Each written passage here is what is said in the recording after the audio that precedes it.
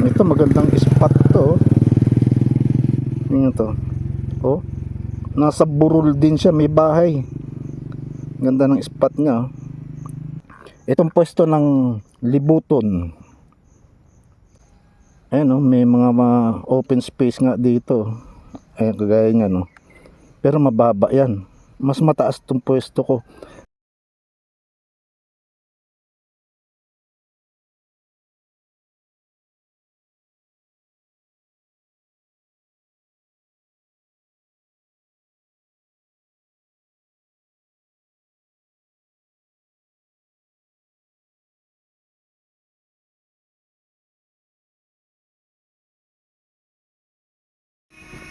Ayan, nandito ko sa may Palaranan. Mataas na lugar to eh. Ito na yung bundok ko, kita dito. Mas malapit dito yo. Mataas din 'tong lugar kasi ano. Nakaset na si Flip, ando na sa taas si Flip. Tignan ko lang kung makapag screen record ako. Ayun, pwede.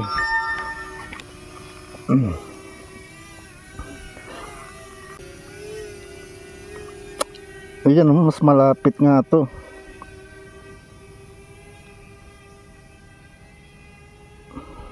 Dito ko rin makikita yung doon sa isang video ko na naghanap ako ng magandang spot. Ito yun eh. Sandali. Ano ba? Gawin natin 30 meters altitude.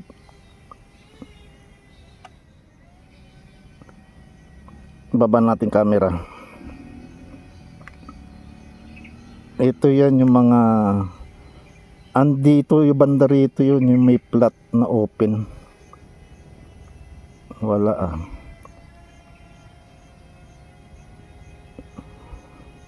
Wala dito.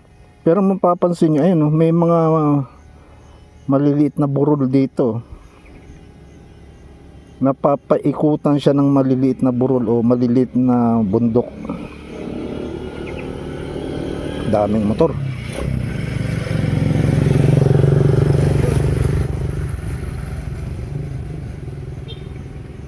Ito yung isang open space na nakita ko doon sa isang video ko.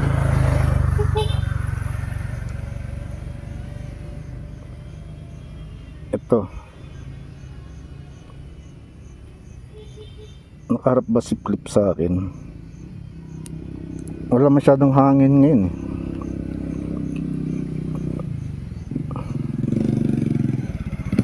Ito magandang spot to. Tingnan to. Oh, nasa burol din siya, may bahay. Ganda ng spot niya. Ayan. Burol. Yan magandang tayo ng bahay oh, nasa taas. O marami ka nakikita, maraming overlooking. Pero hindi yan target natin. Ang target ko itong pwesto ng itong pwesto ng libuton. Napag-isip-isip ko parang mali yung tinuturo ko dati kasi dati ang tinuturo ko ito sa pagitan nito andyan ang libuton kasi ito yung sinasabi ko laging matulis na bundok. Ayan, tapos ito nasa parang mali ang pagkakaano ko eh. Hindi ko lang alam kasi kaya kailangan talaga gumawa ko ng video na malapitan ko to. Baba camera taas. Kuha pa tayo ng altitude. Gawin natin unsafe. Pwede na yan. Tapos lapitan ko to. Gawin nating 100. Hindi, 80 muna. Ayan may mga open space nga dito. Ayan, kagaya niya no. Pero mababa yan.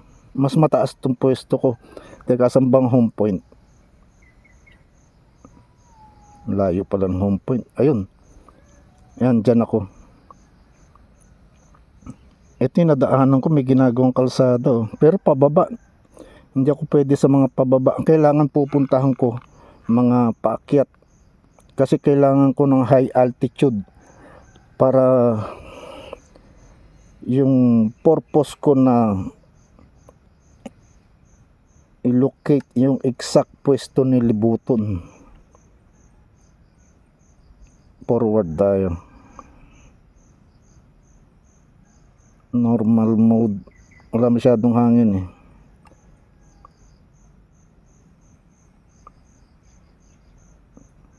Mahina ang wind breeze. Tingnan natin sa baba. Daming bahay dito. Itong lugar na to, yan sa baba na yan, mataas na yan. Compare mo do sa poblasyon, mataas yung lugar na yan.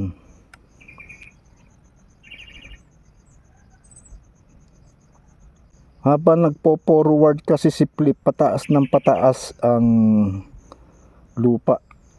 Dahil parte na to ng bundok eh.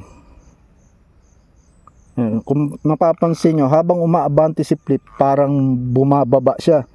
Pero hindi siya bumababa. 81 meters ang altitude niya magmula dito sa pinanggalingan niya.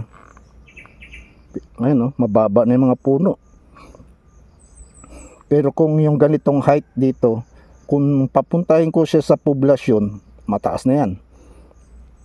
Kagaya nito, yan, malalim yung lugar na yan, no? At puro puno, magubat. Sana walang ibon.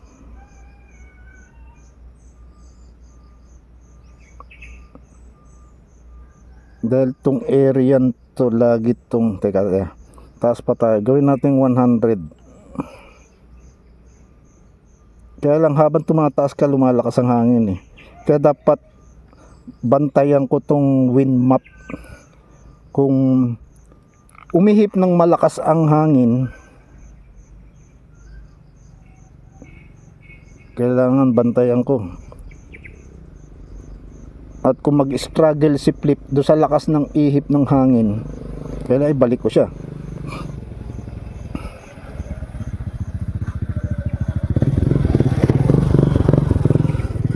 .2 kilometers ang layo sa akin.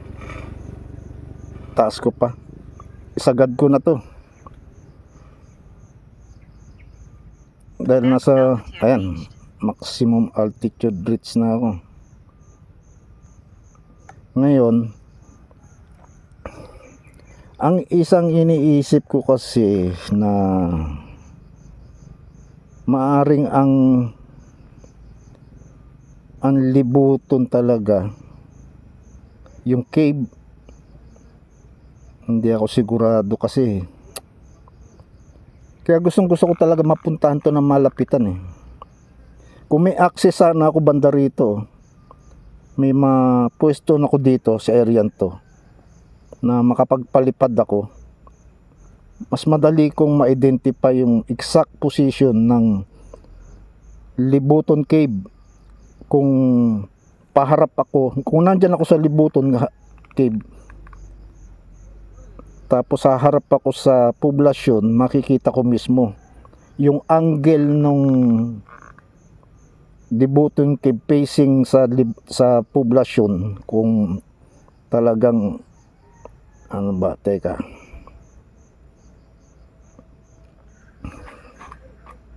hindi, ito nga siya talaga.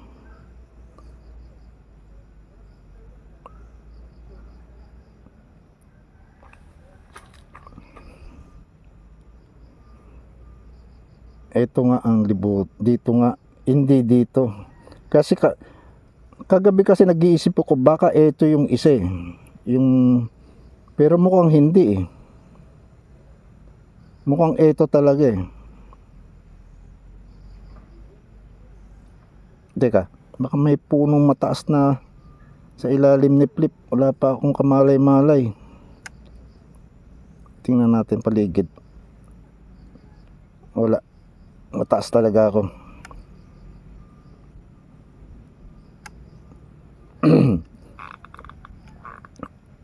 Ito, pataas oh. Pwede mong akyatin yan, no? Kung makarating ka dito.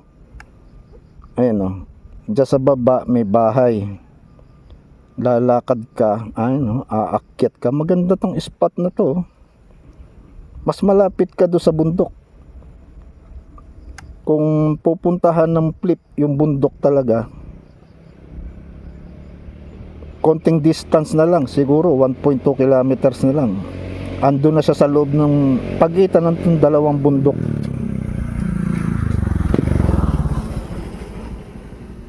Ganda pa signal ni RC.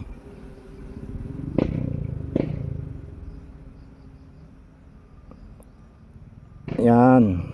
Kung mapapansin nyo dito, itong wind map dito sa may bandang baba sa kaliwa. Ayan. Yung arrow na blue, tsaka yung green, yung blue, yan ang drone. Yung green na tumuturo, yan yung direction na pupuntahan ni Flip. Ngayon, yung H naman, yan ako, yan ang pilot. Nakatapat ako kay Flip. Nakatapat ba ako kay Flip? Teka. Oh, nakatapat ako kay Flip.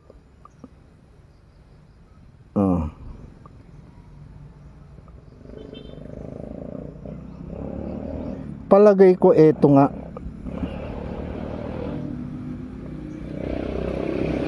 Eto nga yun. Tignan natin ang poblasyon. Yan ang poblasyon, oh. Yan ang poblasyon. Kasi pag nasa poblasyon ako, lalo na pag nandun ako sa seawall, kung haharap ako dito sa bundok, ito mga bundok, bandang kanan. Ito mga mountain peak na to, nasa kanan, bandang kanan yan. Hindi yan harap. Kung nakabase ako, pati yung daga. Kung haharap ako sa bundok, nasa bandang kanan sila. Hindi sila 100% na nakaharap ako sa kanila. Nasa bandang kanan ko sila. Ayun, mababa na ako sa mga puno. Habang lumalapit ako, pababa ng pababa yung mga puno. Kasi mataas na itong lugar na to eh. Battery level is low. Oh. Aircraft will return to the home point in 10 seconds. Ito malamang yung isang burol na sinasabi ko. Return to home. Ayun, nag-RTH na siya. 40 minutes. Pero malapit lang naman siya eh. Yung mga ganitong 40 minutes ang battery mo, tapos ang distance mo 1.7, hindi ka nakakabahan sa ganyan. Ang lapit niyan. Yung iba nga nagre-range test 50%, pero ang distance nila nasa mga 4 kilometers sila, 5 kilometers. Sabagay, hindi sila flip. Ang flip kasi mas mahina ang kwan ni Flip kumpara lalo na sa mga mini series. Iba si Flip. Ang mini series, mas malakas ang mini series, pero pareho silang level 5 wind resistance, kaya mas malakas ang motor ng mga mini series kasi wala silang prop guard. Yung prop guard ni Flip kasi nakaka-apekto yan sa speed niya. 35% battery, nasa 1.3 pa lang kilometers. Ganda nga rito. Ayan yung may plain na open space dito sa kaliwa. Yan yung Punta Blanca. Yan yung magpapalipad sana ako dyan, tapos nakita ko yung malalaking ibon gumagala doon sa palayan. Nakaset na ako, ready to go. Pa-take off na sana si Flip, kasi nakita ko nga yung mga ibon. Pack up, uwi. Takot si Pinoy Life eh. Ayun, 31% battery, 800. Kung pwede ko pa nga pinatagal sana dun eh. Kaya lang di ako mahilig kasi sumugal ng kaya pa yan, sige, tagal pa tayo rito, layo pa tayo, kaya pa yan, makakabalik pa yan. Ayoko sumugal sa mga ganun eh. Ang kalaban kasi sa ganyan, maaaring kaya pa nga kung biglang may dumating na hangin, wind breeze, magi-struggle yung drone mo. Double time ang motor niyan, mabilis, lalo kung mabilis malobat, kawawa ka. 28% battery, half kilometer, 540 meters. Lapit na sa akin. Ngayon titignan ko kung saan siya. Andito ako sa ilalim ngayon ng puno. Tayo muna tayo. Dito ako sa ilalim ng puno ng mangga. Pero nag-take off si Flip dito. Tingnan niyo ang pwesto ko. Nasa 6 meters ang distance nung take off point ni Flip yan. Saka dito sa inuupuan ko. Titignan ko kung saan siya maglaland. Ano ang pipiliin niyang ilaland. Malapit na siya pero hindi ko pa siya makita kasi naka max altitude si Flip. 150 meters distance. Ito nasa harapan ko siya kaso mataas. Tingin tayo sa kalangitan kung makikita natin siya. Wala, hindi ko makita. Nasa harapan ko na pero hindi ko nakikita. Landing. Oh, doon siya maglaland. Sa pinanggalingan niya mismo. Ayun, nakita ko na. Ina natin. Doon siya maglaland. Doon sa take off point niya. Ano? Accurate din. Ayun na.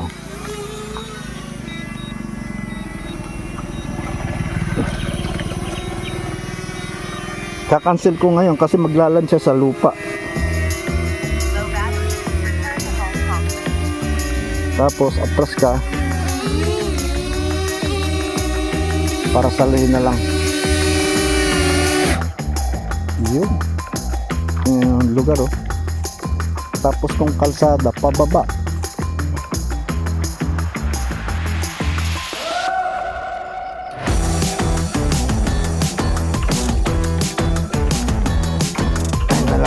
Natin stop recording na tayo. Yun, maganda yung spot eh oh. Ito yung bundok, yan ang bundok, yung matulis, tapos yung isang dito, kaya malamang ang tatakpan kasi ng coconut ang libutong tube nandito nga. Nagugutom na kasi ito. Wala pa akong almusal. Nagkape lang ako. Ito lang muna ang aking update sa inyo. Hindi mga kambing pa. Don't forget to like and share and please subscribe.